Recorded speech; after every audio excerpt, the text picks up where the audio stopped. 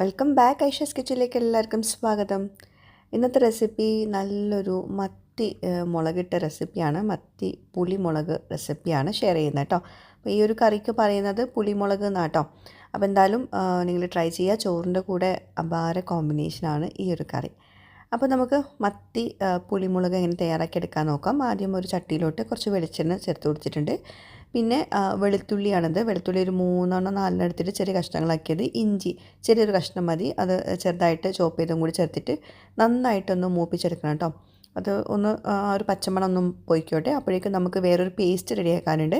അതിനായിട്ട് ചെറിയ ഉള്ളി ഒരു 10-12 ചെറിയ ഉള്ളി എടുത്തിട്ടുണ്ട്. പിന്നെ മുളക് പൊടി 1 ടേബിൾ സ്പൂണ്, മല്ലിപ്പൊടി 1 ടേബിൾ സ്പൂണ്, അതുപോലെ മഞ്ഞൾപ്പൊടി 1/2 ടേബിൾ സ്പൂണ്. കുറച്ച് വെള്ളം ഒഴിച്ചിട്ട് നല്ലോണം പേസ്റ്റ് ആക്കിയിട്ട് എടുക്കുക. ഈ ഒരു പരുവത്തിൽ കേട്ടോ, നല്ലോണം പേസ്റ്റ് ആക്കണം.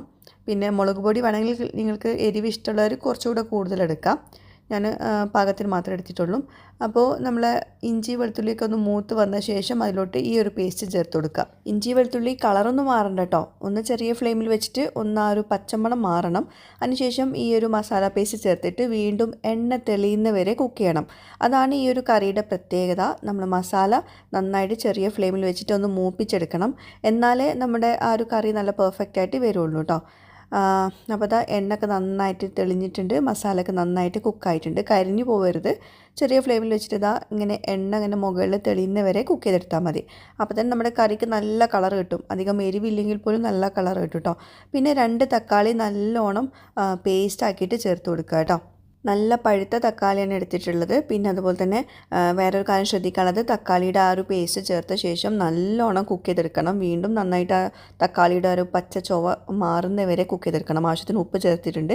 ഇനി ഇതിലോട്ട് ഞാൻ കുടംപുളിയാണ് ചേർക്കുന്നത്. പുളിക്ക് ആവശ്യമുള്ള കുടംപുളി ചേർത്ത് കൊടുക്കുക. ഞാൻ കുറച്ച് നേരം ചൂടുവെള്ളത്തിൽ സോക്ക് ചെയ്ത് വെച്ചിട്ടുണ്ടായിരുന്നു കുടംപുളി. ഇത് വീട്ടിലുണ്ടാക്കിയിട്ടുള്ള വീട്ടിൽ ഉണക്കിയിട്ടുള്ള കുടംപുളി ആയതുകൊണ്ടാണ് ആ ഒരു ചെറിയ കഷ്ണങ്ങളായിട്ടുള്ളത് കേട്ടോ.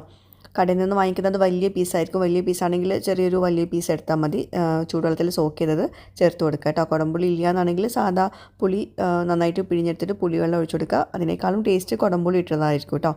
അപ്പോൾ ആ ഒരു പുളിവെള്ളമൊക്കെ ചേർത്തിട്ട് നന്നായിട്ട് കുക്ക് ചെയ്തെടുക്കുക. മുകളിൽ ഇങ്ങനെ എണ്ണയൊക്കെ തെളിഞ്ഞിട്ടുണ്ട്. അതിന് ശേഷം മാത്രമാണ് ഇതിലോട്ട് നമ്മൾ മത്തി ചേർത്ത് കൊടുക്കുന്നത്.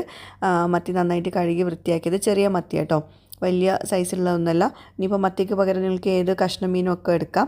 അപ്പം എല്ലാത്തിനും മാച്ചായിട്ടുള്ള നല്ലൊരു കറി, ഒരു ഗ്രേവിയാണിത്.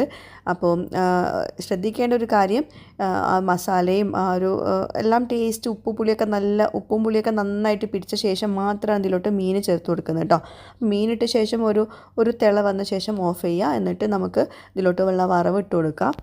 വെളിച്ചെണ്ണ ചൂടാക്കിയിട്ട് അതിലോട്ട് ചെറിയ ഉള്ളി ഒരു 2 ചെറിയ കഷ്ണങ്ങളാക്കി ചേർത്ത് കൊടുക്കുക. കടുക് ഒരു 1/4 ടീസ്പൂണ്, ഉലുവ 1/4 ടീസ്പൂണ്, പിന്നെ ഇതിലോട്ട് കാശ്മീരി ചില്ലി പൗഡർ ഒരു 1/4 ടീസ്പൂൺ ചേർക്കുന്നുണ്ട്, നല്ലൊരു കളർ കിട്ടാൻ വേണ്ടിയിട്ട്. പിന്നെ കുറച്ച് കറിവേപ്പിലയും കൂടി ചേർത്തിട്ട് നന്നായിട്ട് മൂപ്പിച്ചെടുക്കുക. കറിയുടെ മുകളിൽ ഒഴിച്ചെടുക്കുക. പിന്നെ മീൻ കറിയൊക്കെ വെക്കുമ്പോൾ ഒരുപാട് നേരം തിളച്ച് മറിഞ്ഞിട്ടുണ്ടെങ്കിൽ മീനും മുള്ളും ഇതൊക്കെ സെപ്പറേറ്റ് ആവും. അപ്പോൾ ജസ്റ്റ് ഒന്ന് തിളയ്ക്കുന്ന വരെ 1-2 മിനിറ്റിൻ്റെ കാര്യമുള്ളൂ. മീൻ കറിയിൽ മീൻ ഒരുപാട് നേരം തിളയ്ക്കേണ്ടൊന്നും ആവശ്യമില്ല കേട്ടോ. അപ്പോൾ നമ്മുടെ കറി റെഡിയായി. ഈ കറി ശരിക്കും ഒരു 2-3 മണിക്കൂറൊക്കെ ഇങ്ങനെ അടച്ച് വെച്ചിട്ട് ശേഷം നമ്മൾ ചോറിൻ്റെ കൂടെ കഴിക്കുന്നതാണ് കുറച്ചുകൂടെ ടേസ്റ്റ്. എന്നാൽ നല്ല തിക്കായിട്ടുള്ള ഗ്രേവി കിട്ടും. അത് ഞാൻ ഉണ്ടാക്കിയ പാടെ തന്നെയാണ് കഴിക്കുന്നത്. എന്തായാലും പുളിയും മുളകൊക്കെ നന്നായിട്ട് പിടിച്ചിട്ടുള്ള നല്ലൊരു കറിയാണ്. പെട്ടെന്ന് ഉണ്ടാക്കാൻ പറ്റുന്നൊരു കറി റെസിപ്പിയും കൂടിയാണ്. ചോറിൻ്റെ കൂടെ അപാര കോമ്പിനേഷനാണ്. എല്ലാവരും ഉച്ചയൂണിനൊന്ന് ഉണ്ടാക്കി നോക്കുക. ഫീഡ്ബാക്ക്സ് അറിയിക്കുക. താങ്ക്